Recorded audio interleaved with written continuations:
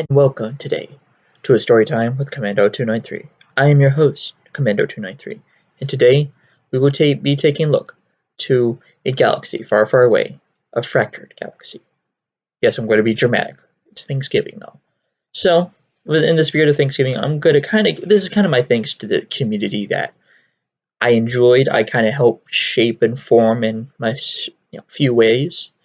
And I'm going to try to talk best about the past, but the past version of the galaxy, the community, not galaxy, because this community went through two stages. You had, because it was in truth Star Wars, you had the Rebellion era, and then you had the Legends era. So I'm going to call it because it's the New Republic era. We'll kind of touch on the Rebellion era, and then we'll go on to the New Republic era, because New Republic era's got the juicy bits. And if you're wondering why, I'm kind of dedicating this video to this community, it's not really there as much as it did before. It's kind of sad. But it was also a good community. So, this is kind of out to the people who, I role-played with, whether it was good or bad. And in truth, the community did go down by drama, but we're not here to talk about ranting about this and that, because I could go on a rant about it, but I will not. Anyway, if you liked the video, please hit the like button and comment down below for either more story time about my fanfics or about other things. And if you're new to the Ranger Guild of my channel, please hit the subscribe button and bell icon. Now let's get into it. In a galaxy far, far away, in long ago and all that, the Clone Wars has just ended. The Empire is rising. Welcome to the community, at first known as Empire Rising. In this time frame, the CIS has been scattered, the Empire's taken over, and a lot of things have happened. And we'll begin with my character, Jassar, a Mandalorian bounty hunter with Mandalorian armor, a huge rifle, a 20mm by our standards, but in there it would be called an anti-armor heavy blaster rifle, I should really say, and a knack for two things.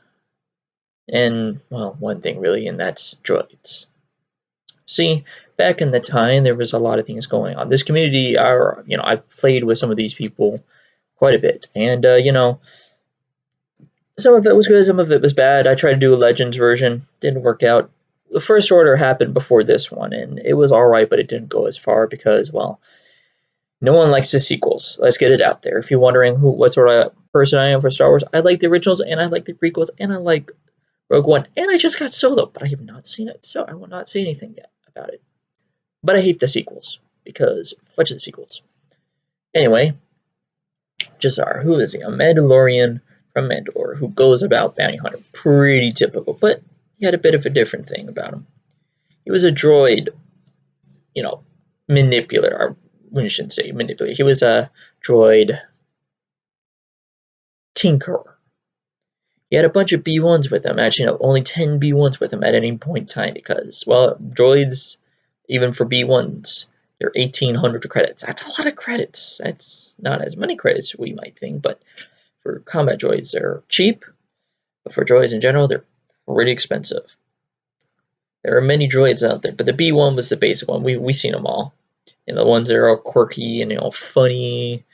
And the ones that get mowed down, probably the first one before the B2s, which are the big hulking ones with the blasters on there, with the wrist rockets. Watch those wrist rockets! Sorry. Anyway, in the beginning, he just took quests. He did a little bit of this, he did a little bit of that, but during that time, or I really should say, but we'll do it as if he was thinking it, even if it was me. He was like, you know what, I need to do something more. And Mandalore is under the Imperial rule. So I'm going to build myself an army. I'm going to prepare myself to go get Mandalore back. A daunting task due to the fact that Mandalore is two things. Now, I have this book with me, and it'll kind of tell you. Essential Guide of Warfare. Even though it says it up, backwards, it's Star Wars, The Essential Guide to Warfare by Jason Fry with Paul R. Ughart. And to put it nicely, wherever it is,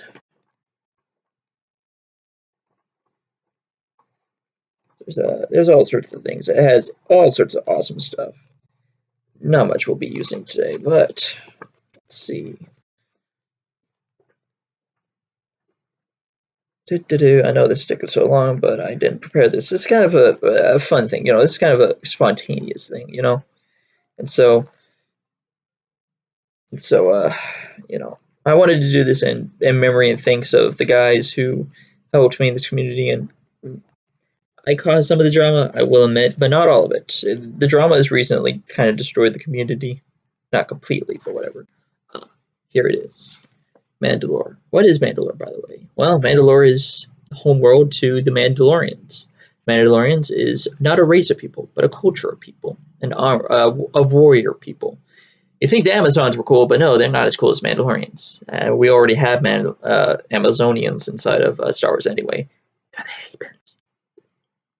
Anyway, the Mandalorians are a mix of Spartans and Vikings. Spartans because they wore armor, they were all about war. Vikings because they raided systems and took the loot. Now, shortly after the Battle of Endor, and this will tell you, Mandalore is one, and it shows it backwards, but Mandalore right here. If you don't know what that means, is that it could create cruisers. This will come later, believe me. And then you might be wondering, why all this lore, why all this stuff? Well, to explain to you that Mandalore was going to be a tough fight. The Imperials were not going to give it over because of that shipyard. But Jassar would not be deterred. It was under Mandalorian control. Not Mandalorian, Imperial control. But it needed to be under Mandalore instead. Which he knows. And so, he began making an army, or trying to. He ended up going with droids.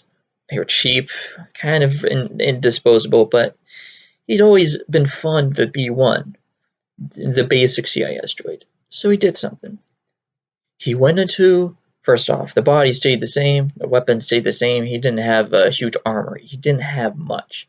In fact, all the ships he took were scavenged, and were oftentimes never bought, scavenged, stolen, and found by his droids and other ships that he would use. And the droids oftentimes would be on the ships and were scavenged off planets and factories. So what he did to the droid, he saw the body, and all he did was change the head. Take the Mandalorian symbol of the Great Dragon with curved horns and a skull-like thing, and put it on as the head. It kind of would have made it bigger, which would have required a slightly bigger body, but nothing much changed. It came down to the AI. The AI for the B1 was simple. It really could not do much. But he decided, in order to make this a combat effective unit, he would go into the AI and he would change it. And so he did. For 14 years, he experimented. This was why 14 years? Not real life. 14 years of the time skip. We had to do a time skip because going through 14 years of Star Wars would have been a bit ridiculous, and that would have gotten this kind of time skip was to Endor. But he created a couple droids, the Jassarians. This was coined by a friend, and I kept it along. I believe it was a guy named Paul. There were several people. I'll try to mention them. And so he made this droid, and they were extremely smart for droids. And another thing that made them different from other droids is that they were already self-conscious. They were sentient. Much like R2-D2 and C-3PO, they look around. They're not just about the programming. They still have their feelings. They still have, their own thoughts. And my droids were that too. I've been wondering, wouldn't that make them very dangerous? If you've ever seen Terminator, you've seen how sentience AI can do. This, I unknowingly ended up going, I believe this is an actual rule of Art of War by Sun Tzu, which was, treat your men as your children, and they will follow you to the depths of hell. Show them love as if they were your own beloved sons, and they will stand by you to the very end. Where does that play in? These Jassarians were first up given their sentience. They could do what they wanted. They were given the ability to think on the fly, essentially, which was essential for combat droids, at least to him. On top of the fact that they were given better tactics to use. They would actually use cover. They would actually flank. They would actually push a counterattack back if they had, if they could. And so, but he also gave them a small AI that was structured to him. And now a few of them learned it, and He really didn't do much, but they all respected him as their creator. But later, that became them calling him father, dad, daddy, whatever you wanted to, our master and creator. He didn't like those, and so but later he essentially became the father of several of these droids and several of the droids he made. Now you might be thinking, these droids must have been cheap. They were not. The AI were costly. And in order to make everything run smooth, you had to kind of modify the whole droid in general. This kind of causes the droid amount to go up. In truth, these droids would have been about 2,400, 2,500, maybe more credits in total because of the AI. Almost as much as a B2, but they still were the same B1, body and whatnot. They'd probably be akin to Commandos, but unlike Commando droids, it still had slight quirks to B1s. The Jassarians were their own breed. They were their own thing. And so for 14 years, he created them. He spanned two very small droid factories on two different planets. One was on a radioactive planet. Why did I choose radioactive? Who was going to go to a radioactive planet? Like, seriously, who? There's hundreds of millions of planets across the galaxy. No one's really going to look for them specifically. Along with another planet, an acid planet. I was trying to create some places people wouldn't really want to go to. Wouldn't want to kind of pick around, nose around, get a little nosy. What I never was mentioned, but I will mention now, is two types of droids were made from these factories in order to combat the sort of places they were. The acid Jassarians would be given better, slightly tougher armor. They got used to the acid. They had something to kind of beat it back. The ones on the radioactive planet had ways of essentially resisting the fact that the radioactivity would mess around with their electronics. So they had something to help fend that off. And so he created an army. During this time, a few events would happen. Tatooine would have a battle on it at one point, mainly because he actually gave the wrong info to the wrong people. It was a rebel cell on there. They had a droid factory and a few droids, droidicas. A man known as Iving, made by the same guy, Paul, heard about this, and he went over there and he was a droid guy himself. He was a CIS engineer. He would later become the head of the the Dark Trooper program and the Archammer. But during that time, Jassar also came across someone else. This character was made by the owner of the community, Grand Moff Druin. This character was known as Eckler. He was a bug. That's how we describe it. He was a bug in a hover chair. But he was CIS. And he had a lot of droids, but he had no willing reason to go out. He had seen what happened during the Clone Wars. They were puppets. And he would not be puppet to Palpatine. And so, he stayed in this little pocket. But then Jassar found him. And they kind of met on accident, probably, most likely. So he and Jassar got talking.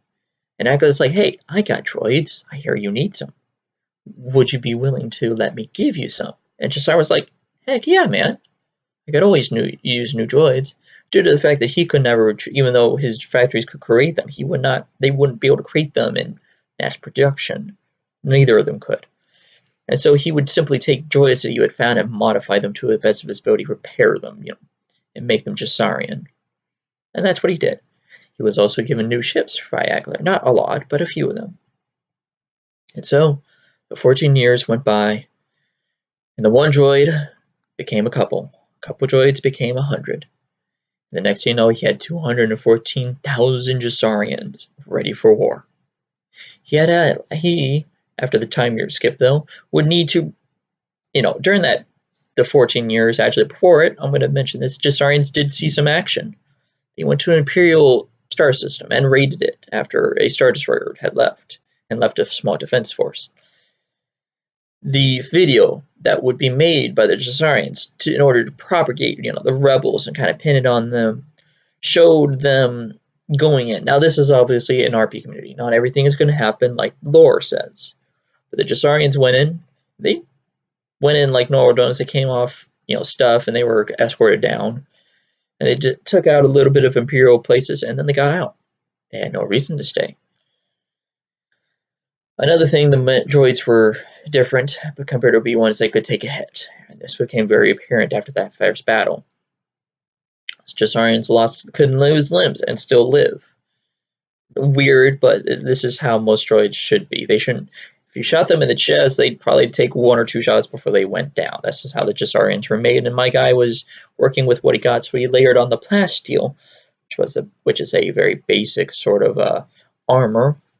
Clones had it, and the Stormtroopers used it as well because it was cheap. It could take a hit, and due to the fact that a lot of the, you might be wondering, why would it take so many hits? Well, first off, you got to understand, the Empire is no longer expecting to face droids. So a lot of the ionized blaster bolts that would come from Clone Wars were kind of done away with, in preference to blasters that could actually drop a person. Not saying that you can't drop a person with an ionized bolt, but it was meant for droids. But the droids could still be killed, and some of them did die. But the droids also learned combat for the first time, and they learned tactics, and they learned how to think for themselves.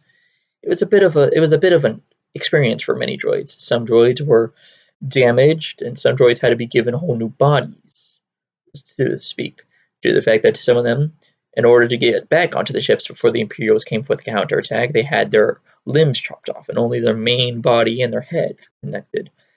And they would be dragged by their medic droids. And if you don't know what a Jassarian medic droid is, imagine a B1 with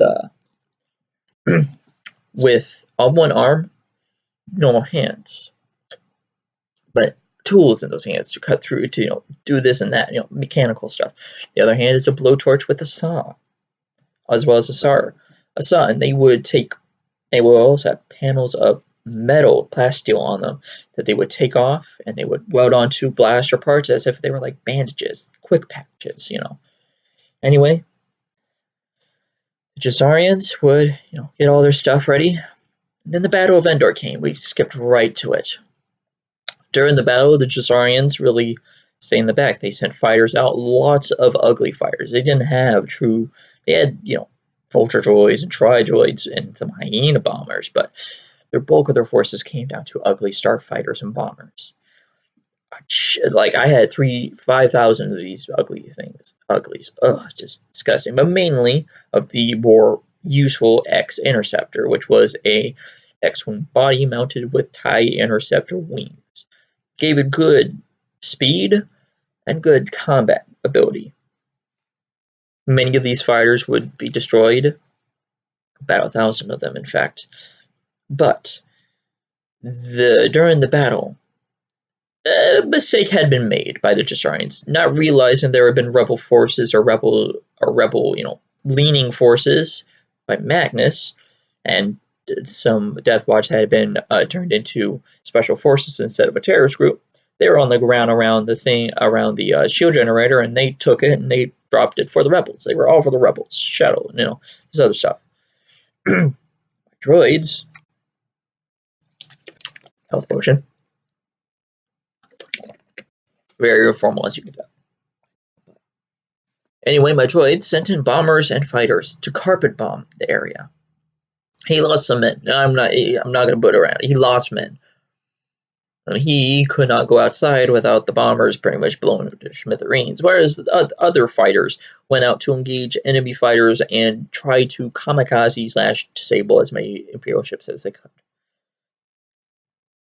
And then a meeting happened a couple weeks in real life, a couple months later after the Battle of Endor. There were many figures there, and I can remember most of them. A man had recently made some cruise liners to get money. He was a businessman, but he had also been a murderer. So, that makes sense.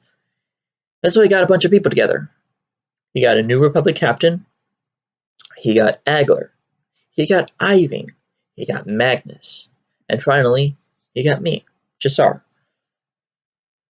So he would look around and everyone introduced themselves. The New Republic captain was New Republic captain of a Mount Calamari ship. Adler was in charge of droids and was beginning to turn his eyes to making a business, a droid making, a vehicle weapon making business, a business of war and whatnot, but, whatever. Iving was, well, at this point, I had destroyed the arc hammer as well, with a new type of Jassarian, the bone droids. Now, if you don't know what the bone droids were, Jassarian look Excuse me. But they were also Mr. Bones' more duplicated forms. Excuse me. And if you don't know what Mr. Bones is, that is what a B1 should be. He is maniacal, he was insane. The Bone Droids stood up to this. They would, in fact, be the ones that Jassar would send out if he wanted someone butchered, or assassinated, or murdered. And they would take the... Hold on. I had to get myself some coffee, because grandparents are around, and they love me drinking coffee. Now, anyway, where was I? I'll probably get back to it. Okay, so everyone was meeting each other. I think that's where we were. And so he finally comes to me and is like, who are you? And I'm like, well, I'm Jassar. I used to be a bounty hunter, but now I'm in charge of a lot of droids. A decent fleet. It had included, and then he said, and I'm looking to take back Mandalore. And Magnus and his guy bonded because Magnus didn't like the Imperials as much. No Mandalorian who is in their right mind, unless you're Duchess Satine or Sabine Wren, would ever allow the Imperials to stay on Mandalore any longer. So Magnus and Jassar became good friends. This is also when the community went from going the Empire Rising to Fractured Galaxy. Yeah. And so begins a process. Jassar got more droids out. He scavenged, he found, he did what he could to get his droids prepared. His droids had also a knack due to the fact that their AI was, self-conscious and everything else. It was also a learning AI. So it learned not only from their enemies, but it learned from each other. However, this will not always help them. I wouldn't say it didn't always, work very well, because many of the droids that would have to be taught about combat were all still Korean. They had no combat experience. Many of the droids were. He only had a few thousand droids go in to raid that planet. All the others stayed. And so comes the biggest battle that would happen after Endor that became quite known. The Battle of Mandalore.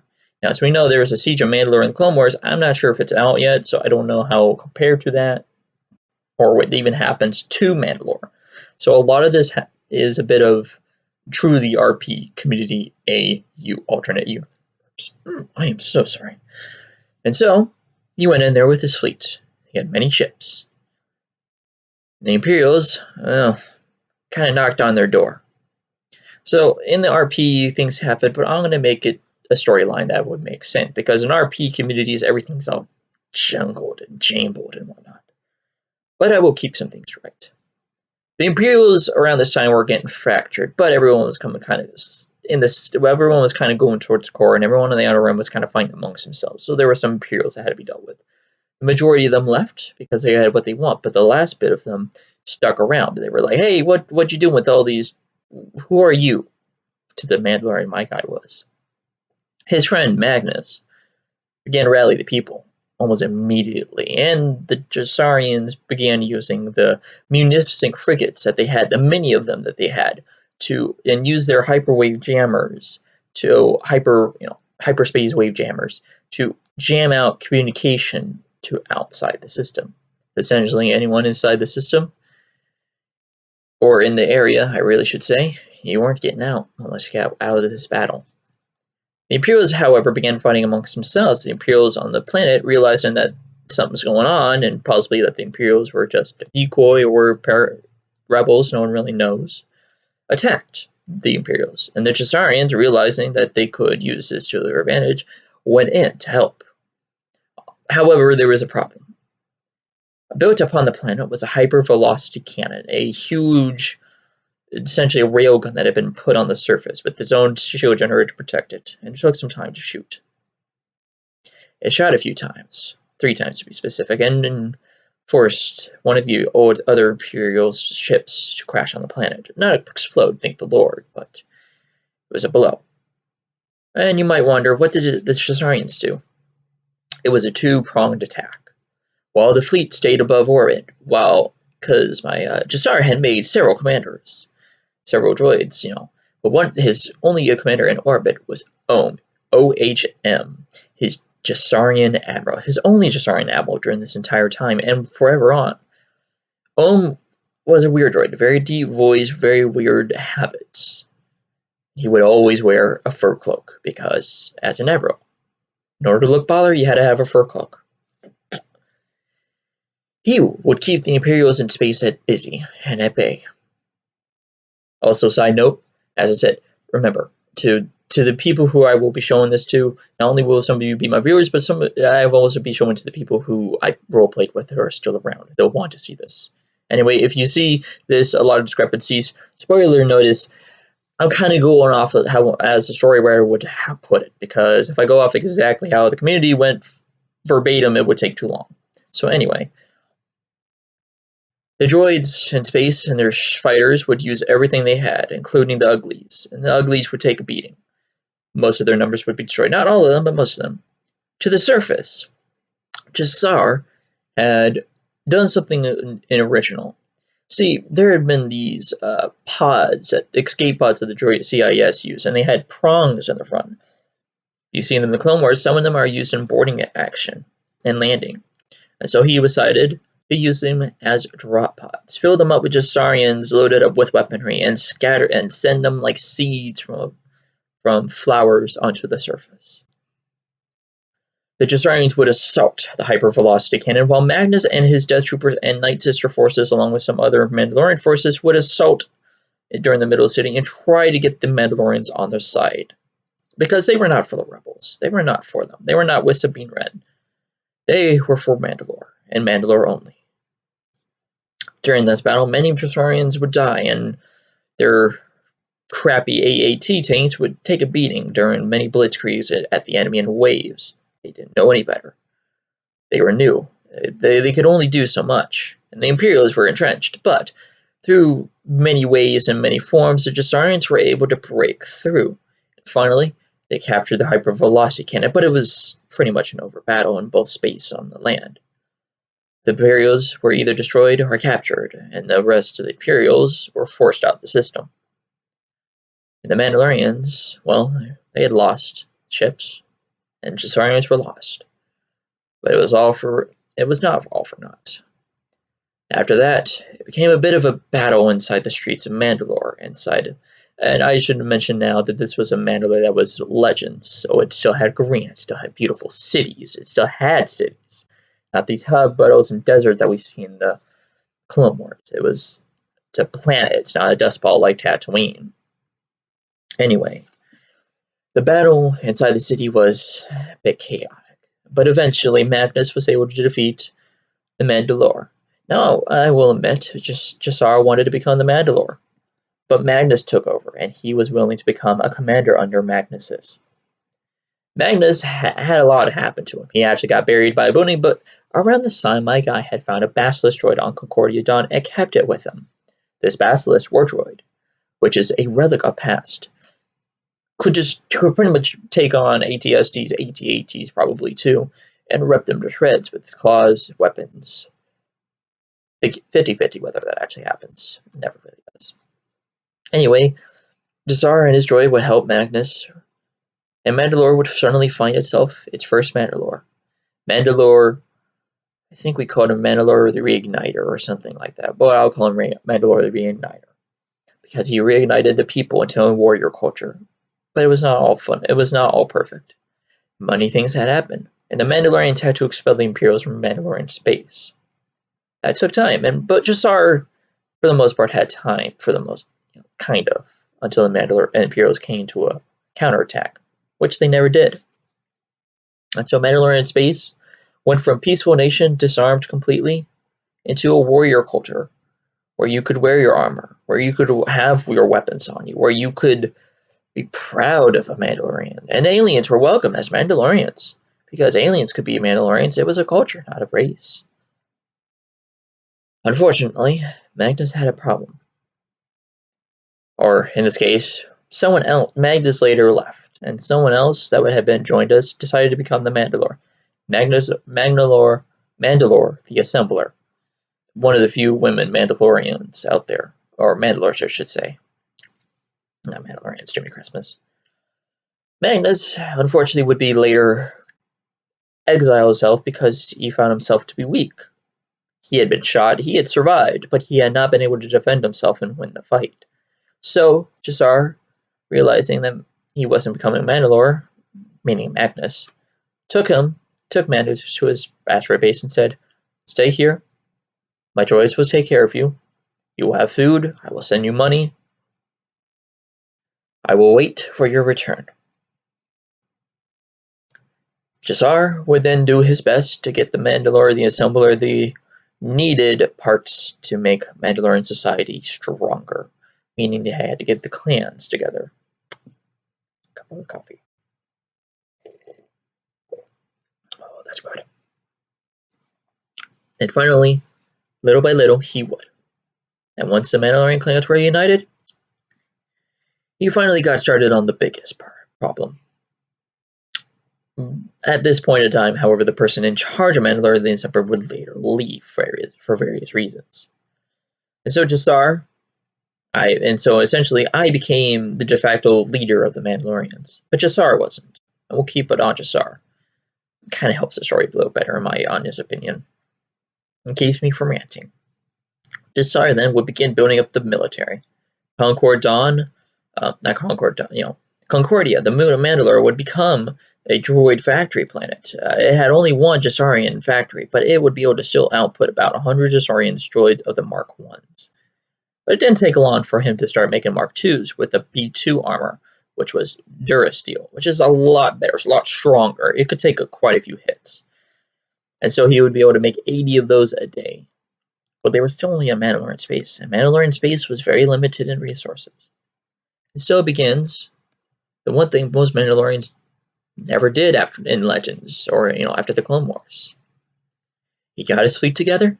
He got his ships together. Whatever ships they had captured and he figured were better kept at Mandalore, he kept. And he went to the first battle the Jassarians would have against Imperial remnants. And the Mandalorians themselves, who would be recruited in this battle, they were there. They had many tanks. They had Canderous assault tanks from the game Empire at War Forces of Corruption, except they didn't have railguns. They had normal heavy blaster cannons. They had APCs. They had swoop bikes. They had, they had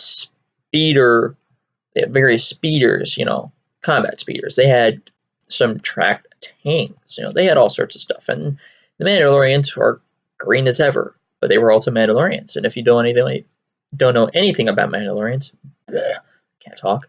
I'm so sorry. Is that they were some of the best fighters in the galaxy. That's why most people would prefer a Mandalorian bodyguard over anyone else. So it really came down to how they would fare. Taking what vehicles they had, the Mandalorians went to their first battle, the Battle of Garrus 4. The Imperials would call them out and be like, "Who are you?" And the Mandalorians were like, "Stand down, surrender, and we will spare you." Imperials didn't like that. They're Imperials after all. A battle ensued, but it would soon be after the computers on Garrus 4. Now, if you didn't know, Garrus 4 was supposed to have Academy on there going over Imperial files. Those files would be destroyed very quickly, I might add.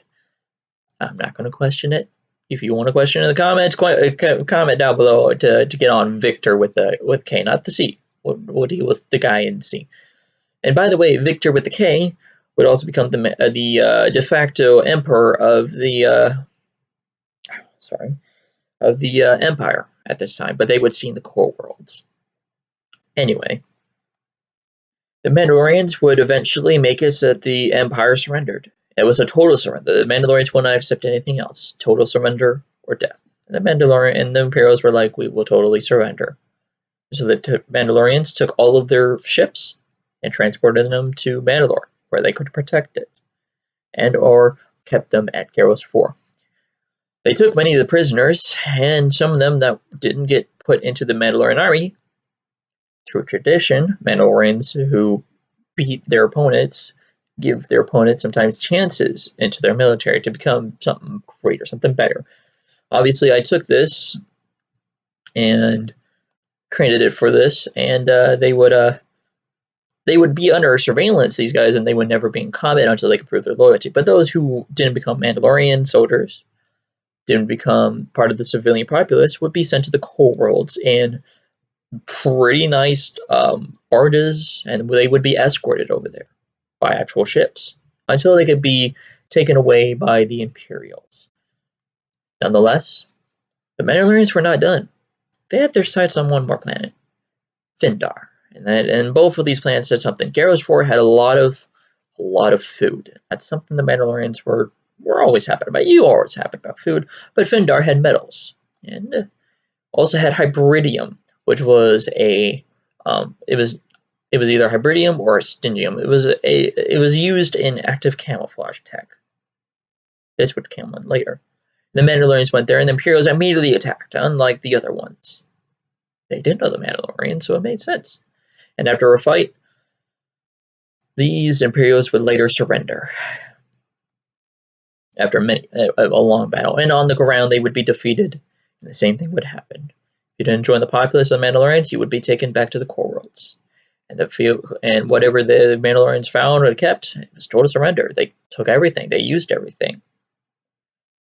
But now with this tech, Jassar would make later another type of Jassarian, the Infiltrator Jassarian, which is a female B1. Now, if you look at female B1s, you might see one that's got pink stuff in the guy's chest, make it look female. But he wasn't around a lot of females, but this will come later. These droids were infiltrators and also diplomats. They would have a vibroblade in their arm, a blaster in their thigh, and they had in their other thigh what it would take to make their faces look like another Jassarian, but otherwise they were like another B1. And they had the plates on them of the active camouflage that allowed them to go invisible for the most part. And so after this battle, the Mandalorians they settled down. But they weren't really settled. They were building up again for another campaign out, to expand, to further spread their territory. After all, they had literally just tripled the size of their Mandalorian space. Truly tripled. And so, much would be built. I'm going to get my phone out because I have the necessary stuff on it, which is mainly the planet names that would be taken. See, the Mandalorians after this...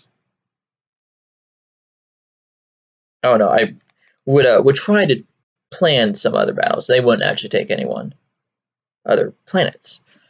Unfortunately, the Empire came knocking, and they gave them an ultimatum. You either stop expanding towards the core worlds, or you don't expand to the core worlds, or we come and destroy you. Which meant that the Mandalorians could not expand their control towards the core. That was okay. They could expand towards the Outer Rim, and much more was on the Outer Rim. So they began plans. 4 planets. Antibi was one of them. Bahujet, which was another cruiser-making place, would, be on their list along with 2 other planets. During this time, however, Jassar would find a girl. Go figure. The irony is, the person on the other side of this girl profile was a boy. We both knew it. Yeah, no ERP happening. No. I did a fanfic of the characters, but no. So they eventually get married. And even have a kid. But during this time, the Mandalore the Assembler is still Mandalore. Not much happened, But also during this time, the Mandalorians got some enemies. New Republic wasn't really an enemy, but the New Republic did not like them. Empire really didn't like them. They took territory, and they killed their own. Then you had the Yupurians. I can get on a rant video, but basically they were the Swiss. Because beyond the black hole and maelstroms that surrounded them, they were pretty much invincible. You couldn't get to them in any way. And they only had 2 entrances and exits that were that had like some sort of gate that didn't allow warships through. OP, right? Yeah, no, I didn't like it. Nonetheless, Mandalore thrived. Mandalore became a warrior culture, truly warrior culture, where if you were a Mandalorian and was wearing armor, you could just walk around. There was no bloodshed. There was no wars that would happen at this point. Everyone was under Mandalore the Assembler, and they kept it fair. But that's where we also have to stop the story. Unfortunately, the Fractured Galaxy community kind of got split up. It's kind of a shame, but it happens. The last battle I tried to do was Antibi, to take it, so that literally the border gore that was happening within TV made it look like my border was a retard Pac-Man. Anyway, I hope you liked the story. It seemed a bit weird. It was my first time doing this story, but I think you all should hopefully enjoy it. I hope you all have a good day. If you like the video, please like and comment down below. And if you're new to the channel, to my Ranger Guild, please subscribe, hit the bell icon. And I thank you all for joining me in the story time. May the Force be with you, and I will see you on the warfield. Bye-bye.